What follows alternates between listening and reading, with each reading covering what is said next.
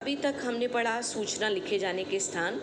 एक स्थान और बताना चाहती हूँ कि पत्रिकाओं व समाचार पत्रों के सूचना कॉलम भी होते हैं। उसमें किसी भी तरह की कोई सूचना देनी होती है तो लोग पत्रिकाओं और समाचार पत्रों के थ्रू भी देते हैं।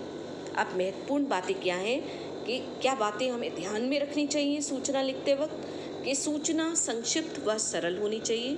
मतलब जो भी नोटिस हम देते हैं वो बहुत शॉर्ट में होना चाहिए और सरल भाषा होना चाहिए जिससे लोग अच्छी तरह उसे समझ सकें। सूचना शब्द बड़े व मोटे अक्षरों में लिखना चाहिए। जो सूचना करके जो शब्द है ऊपर लिखते हैं वो बड़े शब्दों में लिखा जाना चाहिए जिससे लोगों का ध्यान उस ओर आकर्षित हो, लोग ध्यान दें। सूचना का एक उचित शीर्षक होना चाहिए, यानी सूचना का एक उचित शीर्षक होना चाहिए।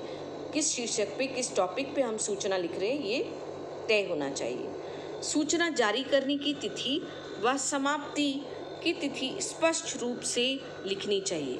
सूचना कब दी जा रही है और कब वो काम समाप्त होना है वो सब का प्रॉपर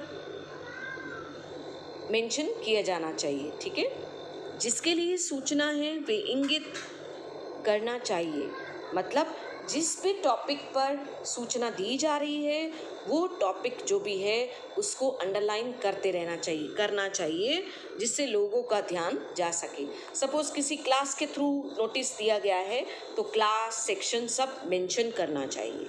ठीक है, सूचना में कब, क्यों, कहाँ, कैसे अवश्य लिखना चाहिए। और सूचना में ये भी बताना चाहिए कि सपोज आपका क्रिकेट मैच होना है तो कब होना है, कहाँ होना है, किसके साथ होना है, कैसे होना है, ये सब हमेशा मेंशन करना चाहिए जिससे लोगों को इजीली हमारा नोटिस पता चल सके।